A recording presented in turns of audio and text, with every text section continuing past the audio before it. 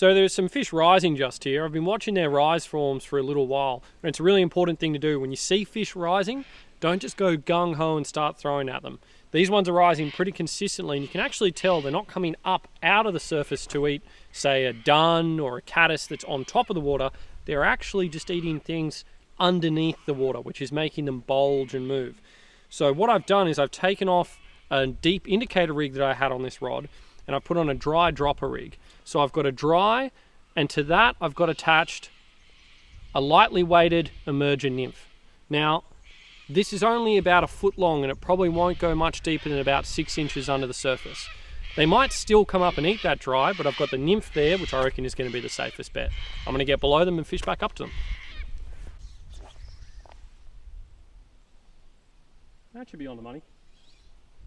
Yep, there he is, he ate that nymph.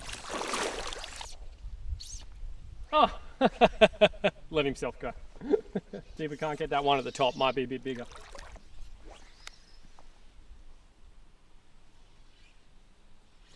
There he goes, he ate that nymph.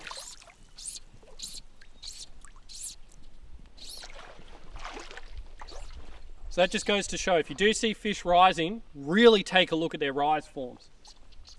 If I didn't have a nymph on that time, I probably wouldn't have hooked that fish. Now when you're fighting a bigger fish, sometimes you might want to reel in all that line to get them onto the reel and let the drag do the work for you. It also means it's less likely that you're going to get caught up with line underneath your feet, or like this log in the water here, and end up losing that fish because the line's wrapped around something.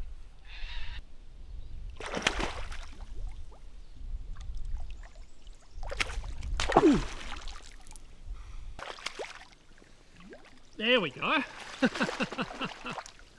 Wow. That's an awesome fish on the dry dropper.